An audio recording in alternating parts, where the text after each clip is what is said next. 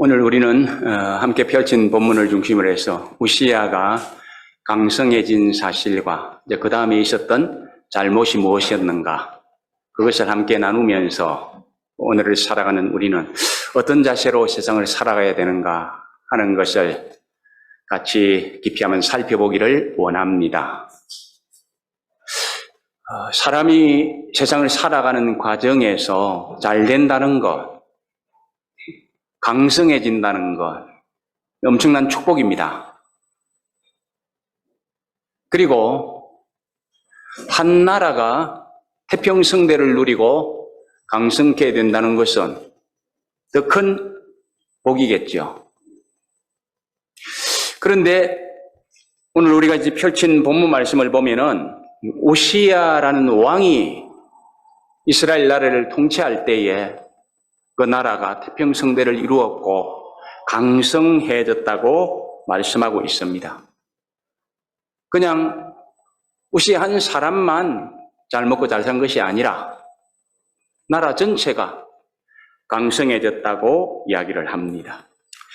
그래서 우리가 이제 오늘 본문은 아니지만은 연결되어 있는 말씀들을 좀 보면은 역대하 26장 6절 말씀 한번 보시면은 거기에는 블레셋을 완전히 장악해 버렸다고 합니다. 그리고 거기에다가 성읍들을 건축하고 살았다고 이야기를 하고 있습니다. 그리고 이제 7절에서 보면은 구르발에 거주하는 아라비아 사람들과 마온 사람들을 쳤다 이렇게 이야기합니다. 여기 구르발이란 그랄로 지금 이해를 합니다. 그리고 마온이란 에돔 땅의 지역을 이야기를 해주고 있다고 봅니다. 자, 그리고 또 하나 더 보면은 8절, 암몬 사람들이 조공을 바쳤다. 나아가서 이 우시야의 이름이 애굽 변방까지 이르렀다. 이렇게 이야기합니다. 암몬 사람의 땅은 동쪽으로 상당히 넓은 곳을 차지하고 있는 땅이죠. 그리고 애굽 변방까지니까 저 아래쪽까지. 그래서 이것을 지도로 한번 그려보았습니다. 우시야 왕이 그 당시 얼마나 강성한 나라를 만들었는가. 자, 지도를 보시면 저렇게 어마어마한 땅을 차지하고 태평성대를 누리고 이름도 막 명성을 얻고 이랬다고 성경은 이야기를 해주고 있습니다. 그리고 이제 국내적으로 보면은 망대를 많이 세웠다. 웅덩이를 파서 물을 많이 저장하고 그래가지고 물이 풍부했고 육축과 그 다음에 민생 사업도 많이 장려를 했다. 쭉 이어지는 말씀을 보면은 그렇게 이야기해 주고 있습니다. 그리고 이제 오늘 우리가 펼친 본문 14절을 보면은 군사력도 엄청나게 강했다고 이야기를 합니다. 그리고 이렇게 우시야가 태평성대를 누리고 나라가 아주 강성해질 수 있었던 이유에 대해서 이야기를 이제 해주는 것을 우리가 보게 될 것입니다. 먼저는 15절 상반절 말씀 보면 그의 이름이 멀리 퍼졌더라, 명성을 얻었더라 이렇게 이야기를 하면서 이제 15절 하반절 말씀에 보면은 이렇게 우시야가 태평성대를 누리고 강한 나라를 만들 수 있었던 비결은 다른 데 있는 것이 아니고 귀한 도움을 얻었기 때문이라 이렇게 이야기를 합니다. 여기 귀한 도움이라는 것은 여호와 하나님께서 하나님의 기적적인 방법으로 우시야를 도와주셨다 이 말씀입니다. 우시야라는 이름의 뜻은요, 하나님의 힘이라는 뜻입니다. 하나님의 힘이라는 이름답게 하나님께서는 우시야에게 힘을 공급해 주시고 능력을 공급해 주셔서 이 우시야가 다스리는 유다가 저렇게 어마어마한 나라들을 정복하고 강성해질 수 있었다라는 것입니다. 우리가 성경을 보면은 하나님의 도우심을 힘입어서 승리한 사람들이 아주 질비하게 소개되는 것을 볼 수가 있습니다. 우리가 그것을 다 살 필요는 없죠. 그래서 한 사람이 대표적인 예를 들어 본다면 다윗을 한번 예를 들어 보십시다. 제가 다윗을 한번 찍었습니다. 다윗은 거인 골리앗을 이긴 사람으로 유명하지 않습니까? 소년 다윗입니다. 거인 골리앗입니다. 그러므로 세상적인 관점에서 보면 다윗이 절대로 이길 수가 없죠. 골리앗을. 절대로 안 됩니다. 이건 불가능한 일입니다. 세상적인 관점에서 보면. 골리앗이 어떤 사람이었습니까? 사무엘상 17장 4절 말씀 보시면 그의 키가 얼마였다고요? 6규빗 한 뼘이었다. 한 규빗이 약 45cm를 보잖아요. 그러니까 한 뼘을 약 한 20, 3cm 보잖아요. 뭐 25cm까지 보기도 하고.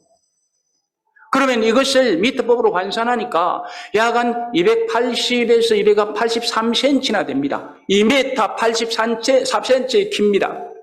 저는 1m 83도 안 됩니다.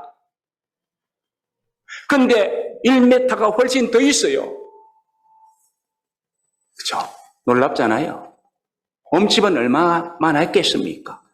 그래서 이 골리앗은 또 이 5절로 가보면은 갑옷을 입고 이제 싸움터에 나왔는데 그 갑옷 무게만 해도 얼마냐 하면은 놋 5,000세겔이라 이렇게 이야기합니다. 킬로그램으로 따지니까 약 57.5kg의 갑옷을 입었어요.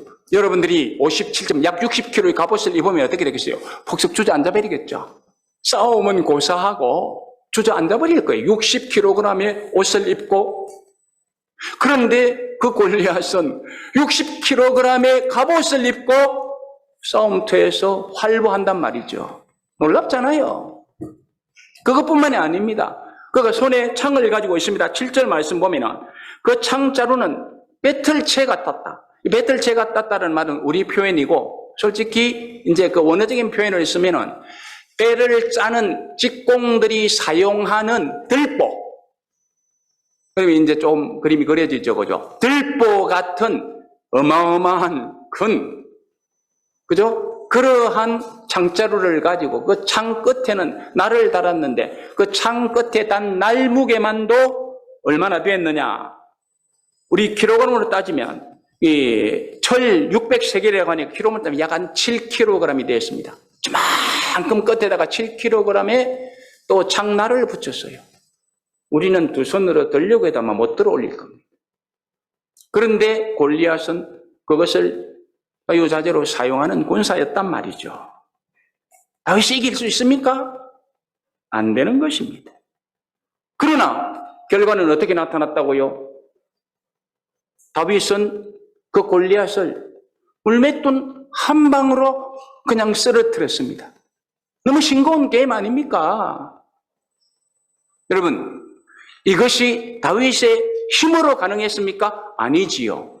이게 바로 하나님께서 우시야에게 귀한 도움을 주었다 라고 말씀하신 것처럼 하나님이 다윗을 도와주었기 때문에 전혀 불가능한 일을 그냥 너무나도 쉽게 끝내버리는 것입니다. 하나님의 능력이 임하니까 이런 역사가 일어나더라는 것입니다. 그렇습니다. 우리가 이 삼손 이런 사람들 보아도 그렇고 여러 사람들이 하나님의 능력으로 엄청난 일을 해야 되지 않습니까? 삼손은요 하나님의 새 낙이 턱뼈를 가지고 낙이 턱뼈가 얼마나 크겠습니까? 그것을 가지고 1000명을 그냥 삽시간에 죽였다고 합니다. 이런 일도 이게 가능합니까? 불가능한 일이지만 하나님께서 능력으로 함께 해주시니까 가능했더라는 것입니다. 그렇습니다. 내 손에 무엇을 가졌든지 돌멩이 몇 개 가졌든지 낙이 턱뼈 하나 가졌든지 지팡이 하나 가졌든지 남들이 볼 때는 볼품이 없다고 생각하는 그런 재주를 가졌든지 이것은 하나님의 도움을 받으면 엄청난 위력을 발휘하게 된다라는 것 아닙니까? 그러므로 우리가요 사람 보고 세상 보고 주눅들 필요가 없는 거예요. 중요한 것은 하나님을 바라보는 거죠. 그 하나님을 의지하는 거죠. 하나님께서 함께 해주시고 귀한 도움을 주면은요 하찮은 것도 활을 이기고 칼을 이기고 창을 이기고 수천 명의 사람을 감당해낼 수 있다는 것입니다. 그러므로 오시아도 그 능력으로 강성한 나라를 세웠습니다. 그런데 오시아가 이런 은혜를 입을 수 있었던 것은 우연히 일어난 것이 아닙니다. 오늘 성경은 우리에게 가르쳐주고 있습니다. 역대하 26장 4절 말씀에 보면은 오시아가 그의 아버지 아마샤의 모든 행위대로 여호와 보시기에 정직하게 행하며, 그리고 5절에서는 하나님의 묵시를 밝히 하는 스가랴가 사는 날에 하나님을 찾았고 그가 여호와를 찾을 동안에는 하나님이 형통케 하셨더라. 이 말씀에는 두 가지 비결을 가르쳐주고 있죠. 하나는 그가 정직하게 행했다라는 것이고, 하나는 여호와를 구했다는 것 아닙니까? 그럴 때 하나님께서는 오시아에게 형통함과 강성함의 복을 주셨다는 것입니다. 여러분, 하나님의 섭리는요, 그냥 나타나는 것이 아닙니다. 하나님의 섭리를 보면 성공하는 사람에게도 실패하는 사람에게도 반드시 이유가 있더라는 것입니다. 실패하는 사람에게는 하나님 앞에서 하나님의 도움을 얻지 못하도록 살아가는 이유가 있고요. 성공하는 사람들, 승리하는 사람들에게는 하나님께서 함께 해주시고 도와주시는 그런 이유가 있더라는 것입니다. 그러므로 우리는 하나님 앞에서 은혜를 누리고 형통하고 강성해지려면 그 이유에 대해서 잘 생각해야 됩니다. 우시아는 정직하게 살았다고 합니다. 우시아는 여호와를 구했다고 합니다. 여기 정직하게 살았다는 것은 하나님 앞에서 흠이 없게 살았다는 것입니다. 그래서 하나님께서 오실 때 너가 하는 것은 옳아. 그렇게 하면 돼. 맞아. 이렇게 인정을 받고 살아갔더라는 것입니다. 그리고 하나님을 구했다. 이 말은 하나님을 생각하며 의지하며 내 주장을 내세우지 않고 하나님께서 무슨 말씀을 주셨으며 하나님의 뜻이 무엇인가 하는 것을 찾으면서 그대로 행하려고 했다라는 것입니다. 이게 중요한 것입니다. 그럴 때에 하나님께서는 우시아에게 형통함도 주시고 우시아에게 강성함도 주셨더라는 것입니다. 그러므로 우리도 우시아로부터 배워야 됩니다. 여호와 보시기에 정직하고 하나님을 구하는 삶을 살면서 내가 가진 지식, 내가 가진 기술, 내가 손대하는 일, 내가 생각하고 계획하는 장래, 미래, 이런 것들을 하나님 앞에 맡겨드려야 됩니다. 거기에 하나님이 함께 하시고 기이한 도우심을 주시면 달라지는 것 아닙니까? 내 능력, 여러분 장담할 수 있습니까? 보장할 수 있습니까? 넘어지는 경우가 얼마나 많아요. 그러므로 우리는 이 우시아가 하나님 앞에서 도움을 받았던 그런 기이한 도움을 받아야 됩니다. 사람이요, 형통함을 누린다, 복을 누린다, 부유함을 누린다, 여러분 이게 잘못 아니지요. 분명히 잘못 아닙니다. 내가 복을 받고 내가 부유해지고 내가 형통함을 누리고 이거 잘못 아닙니다. 오히려 성경에서는 하나님께서 그렇게 되기를 기뻐하신다고 말씀하지 않습니까? 내가 너에게 복 주고 복 주겠다. 내가 너를 형통케 하겠다. 약속해 주신 신실하신 하나님 아니십니까? 그러므로 우리는 하나님께서 약속하시고 보장해 놓으신 것을 누려야 됩니다. 우리가 누려야 돼요.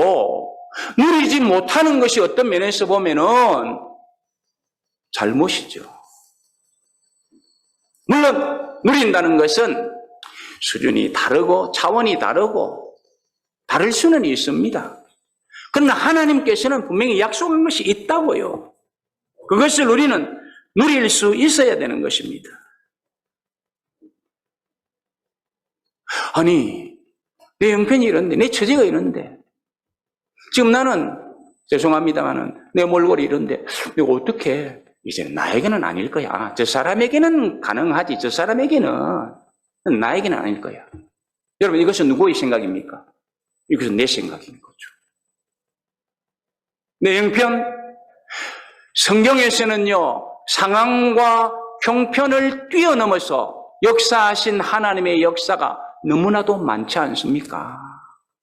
우리가 정말로 하나님을 믿는다면, 우리가 정말로 이 성경 말씀이 신실하신 하나님의 말씀이고 약속이라고 한다면 붙들어야죠. 그리고 붙들고 기도해야죠. 의지해야죠. 이게 신앙 아닙니까? 여러분, 신앙은 내가 그냥 제안해 놓고 이 정도, 그것은 신앙이 아니죠. 그건 불신앙이죠. 그건 내 생각이죠. 신앙은 하나님의 말씀대로 의지하고 따라가는 것이 신앙입니다.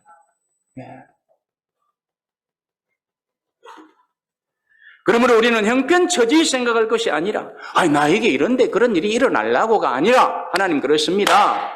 마른 막대기도 사용할 수가 있고요. 80먹은 모세도 사용했고요. 하나님이 움직이시면 됩니다. 하나님이 기이한 도우심을 주시면 됩니다. 그 하나님을 믿습니다. 그 하나님을 의지합니다. 이런 고백을 하실 수 있기를 바랍니다. 그러면 하나님께서 도와주실 것입니다. 이래서 우리가 하나님을 체험하고 이래서 또 우리가 간증거리가 있다면 내 신앙, 내 믿음 생활에 날개 다는 것 아닙니까? 푹 쳐져서 신앙생활하는 것, 이거 하나님께서 기뻐하지 않는 거잖아요. 자, 그런데 주의해야 할 것도 있습니다. 왜냐하면 강성해진 삶, 형통케 된 삶을 살던 우시야에게 이상한 일이 일어났기 때문입니다. 16절 오늘 본문 말씀 한번 보시기 바랍니다. 그가 강성하여짐에 그의 마음이 교만하여 악을 행하며 그의 하나님 여호와께 범죄하되 곧 여호와의 성전에 들어가서 향단에 분향하려 한지라. 우시야가 강성해지니까 교만해져 버렸다고 말씀을 합니다. 그래서 악을 행하려고 했다. 죄를 지으려고 했다. 이렇게 성경은 이야기를 합니다. 문제가 일어났죠. 자, 그러자 17절 말씀에서 보는 것처럼 제사장 아사랴가 여호와의 용맹한 제사장 80명을 데리고 그의 뒤를 따라 들어갔다. 그리고 이어서 18절 말씀 보면은 우시야 왕 곁에 서서 이르되 우시야여, 여호와께 분향하는 일은 왕이 할 바가 아니요 오직 분향하기 위하여 구별함을 받은 아론의 자손 제사장들이 할 바니 성소에 나가소서. 왕이 범죄하였으니 하나님 여호와께서 영광을 받지 못하리이다. 이렇게 말씀합니다.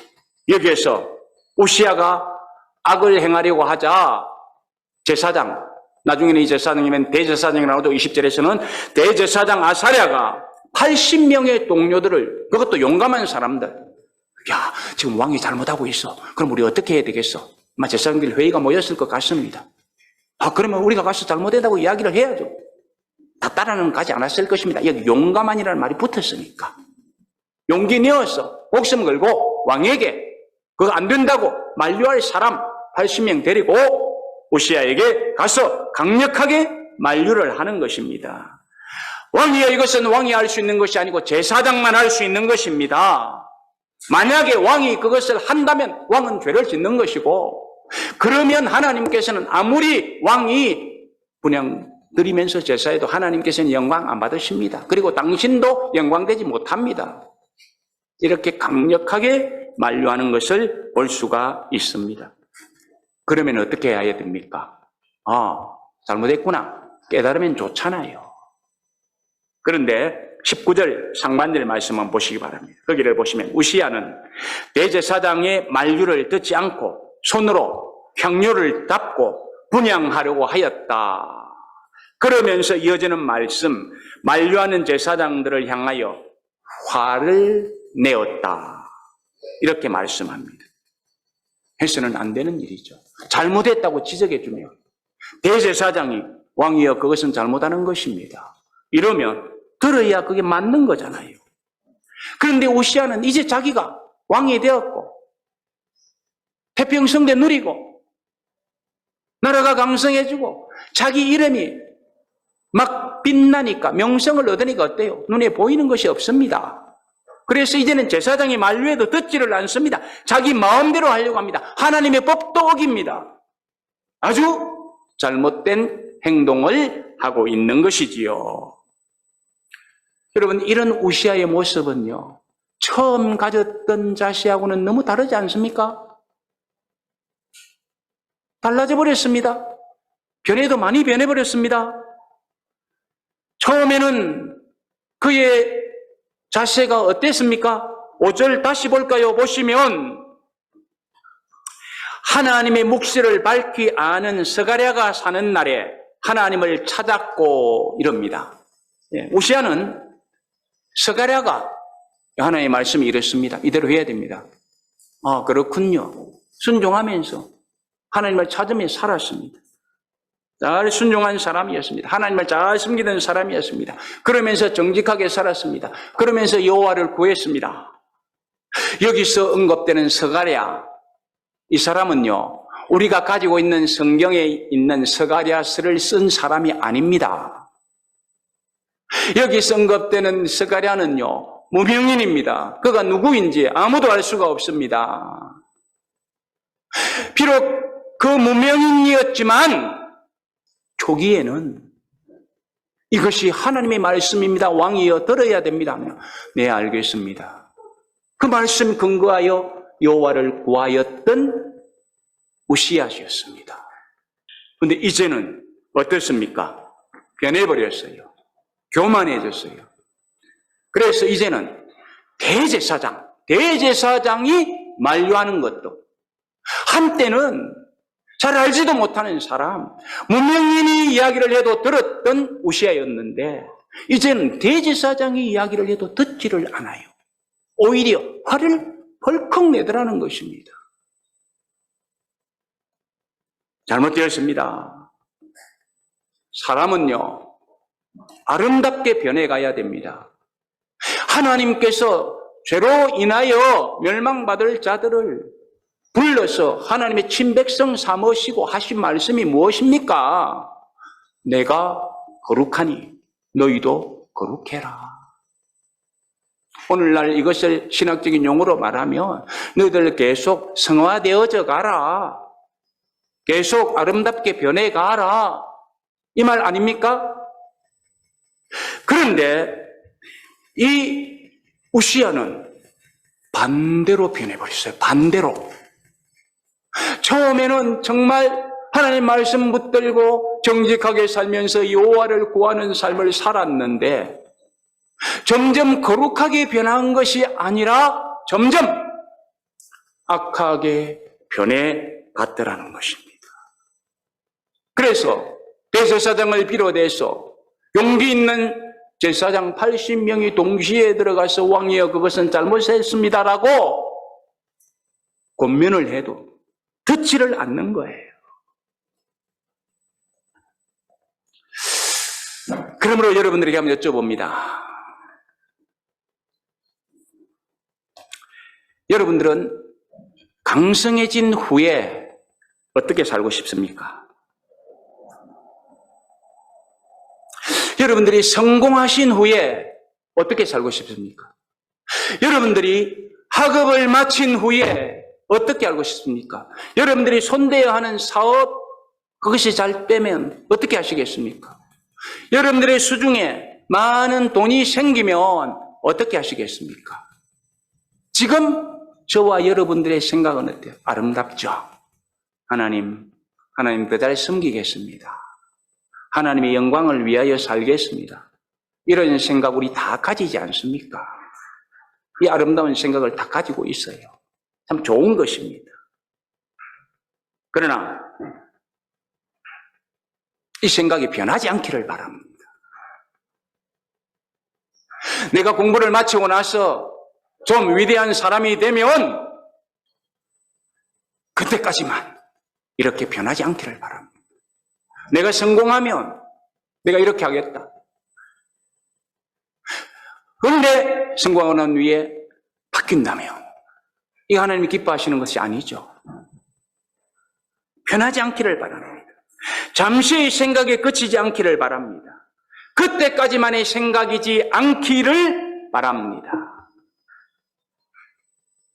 지금의 생각이 나중의 생각이고 주님의 부르심을 받는 그때까지의 생각이기를 바랍니다. 오히려 내 생각이 더 아름다워지고 내가 그렇게 생각했는데 지금 생각해보니 그때 좀 잘못됐네. 수정하면서 더 아름답게 변해가는 그런 삶을 살아갈 수 있기를 바랍니다. 하나님은 그런 자를 사랑하실 것입니다. 형통케 하실 것입니다. 강성케 하실 것입니다. 우리가 그렇게 은혜와 복을 누려야 이것이 진정한 복 아니겠습니까? 그런데 우시아는 반대로 갔습니다. 처음에는 하나님을 찾으면서 살았는데, 하나님을 구하면서 살았는데 마음이 교만해지니까 반대로 살았습니다. 여기 마음이 교만해졌다라는 것은 영어로는 lift up이라고 이렇게 이야기를 하더라고요. 들어 올린다는 말이죠. 전에는 하나님을 모셔 올렸는데 이제는 자기가 자꾸 올라가려고 하는 거예요. 이게 교만이라는 것이죠. 성경에서 교만은요, 인생을 망치게 하는 것이라고 이야기를 합니다. 잠언 16장 18절 말씀 한번 보시기 바랍니다. 거기를 보시면 교만은 패망의 선봉이요 거만한 마음은 넘어짐의 앞잡이니라. 베드로전서 5장 5절 말씀에서는 하나님이 교만한 자를 대적하시고 이렇게 말씀을 합니다. 우리는요, 교만해서 하나님 앞에 매맞은 사람들을 많이 봅니다. 두 사람은 예를 잠깐 들어봅니다. 헤롯이라는 왕, 그가요 사람들이 모인 자리에서 칭송을 받습니다. 사도행전 12장 22절 말씀 한번 보시기 바랍니다. 당신의 소리는 신의 소리요 사람의 소리가 아닙니다. 칭송을 받습니다. 그러니까 어때요? 얼마나 어깨가 어색해졌는지, 얼마나 교만이 목걸이가 되었는지. 12장 23절 그 다음 말씀 보면은 헤롯이 영광을 하나님께 돌리지 아니하였더라. 그러다가 주께서 그를 치셨다. 주의 사자가 그를 치셨다. 그래서 벌레의 먹힘을 받아 죽었다. 인간은요, 하나님이 손 놓아버리면 하잘것없는 존재 아닙니까? 하나님이 손 놔버리면 하잘것없는 존재가 인간입니다. 아무리 큰 소리 쳐도 하나님이 손 놔버리면 별 볼 일 없는 존재가 되어버리는 것입니다. 그래서 우리가 이런 부분을 조심해야 됩니다. 사울의 경우를 한번 보실까요? 하나님이 그를 왕으로 세우셨습니다. 처음에 왕으로 세움 받을 때는 얼마나 겸손했습니까? 사울에게 기름을 부어서 왕을 세우려고 하니까 몰래 도망가가지고 숨어 있어요. 나 같은 사람이 어떻게 그렇게 될 수 있을까? 이런 생각을 한 탓이겠지요. 그런데 그가 왕이 되어서 나중에는 어떻습니까? 얼마나 교만해집니까? 그래서 우시아가 했던 것처럼 제사장만이 할 수 있는 것을 자기가 하는 거죠. 자기가 제사 드리는 거예요. 그래서 이것을 하나님께서 잘못했다고 지적을 합니다. 그러면서 하시는 말씀, 사무엘상 15장 22절, 순종이 제사보다 낫고 듣는 것이 수양의 기름보다 낫다. 이렇게 말씀하시면서 이어서 23절에서 이는 거역하는 것은 점치는 죄와 같고 완고한 것은 사신 우상에게 절하는 죄와 같음이라. 왕이 여호와의 말씀을 버렸으므로 여호와께서도 왕을 버려 왕이 되지 못하게 하셨느니라. 거역하는 것, 완고하는 것은요, 우상 숭배하는 것과 같다는 거예요. 하나님이 정말로 싫어하는 건 뭡니까? 우상 숭배하는 거잖아요. 그래서 제1, 2계명에 가장 먼저 둔 것이 무엇입니까? 우상 숭배하지 말라라는 거죠. 거역하는 것, 완고한 것, 교만 죄를 짓는 것이 바로 이것하고 동일하게 취급된다는 것. 놀라운 사실입니다. 그래서 하나님께서는 그런 죄를 짓는 이 사울을 가차없이 버리셨다. 이렇게 말씀하시는 것입니다. 교만죄가 얼마나 무서운가를 우리가 보아두어야 됩니다. 우리는 교만하기보다는 겸손해야 합니다. 왜 그렇습니까? 베드로전서 5장 5절 하반절 말씀에서 보면 교만한 자는 물리치지만은 이어서 겸손한 자들에게는 은혜를 주시느니라. 그러므로 우리는 교만하지 않기를 조심해야 되고 겸손하기를 힘써야 되는 것입니다. 특히 내가 형통해졌을 때, 강성해졌을 때에 더 잘 살펴야 됩니다. 내가 성공했을 때에 더 조심해야 됩니다. 더 겸손해야 됩니다. 그런데 우시야는 형통하고 강성해지니까 교만해져서 대제사장이 80명의 제사장들을 동원하고 와서 만류해도 듣지 않았더라. 그 결과 어떻게 됐습니까? 19절 하반절 말씀 보면 그가 제사장에게 화를 낼 때 여호와의 전한 향단곁 제사장들 앞에서 그의 이마에 나병이 생긴지라. 이마에 나병이 생겼다. 즉시 볼 수 있도록, 누구든지 볼 수 있도록. 당시의 나병은 천벌로 여겨지는 병이었습니다. 그래서 나병에 걸린 이 히스기야는 당장이 어떻게 됩니까? 20절 성전에서 쫓겨났다. 새도 부리려고 하다가 이제는 모든 파워 다 잃어버리고 쫓겨납니다. 그리고 스스로도 겁이 나서 도망쳐 나갔다고 이야기를 합니다. 그래서 21절 말씀, 우시야 왕이 죽는 날까지 문둥이가 되었고, 문둥이가 되어, 문둥이 나병이죠. 여호와의 전에서 끊어졌고 멸궁에 홀로 거하였으므로 그 아들 요담이 왕궁을 관리하며 국민을 치료하였더라. 그리고 우리가 안 봤습니다만 23절 마지막을 보면 우시야가 다시는 고침을 받지 못하고 나병 환자로 죽었고, 그랬기 때문에 조상들의 묘실에 장사되지 못하고 조상들의 묘실이 있는 옆에 뜰에 장사되었다. 이렇게 하고 이제 말씀이 끝납니다. 우시야의 일생이 이렇게 끝나버리고 말았던 것입니다. 우시야 그는 참 멀쩡한 사람이었습니다. 그는 한 나라의 왕이었습니다.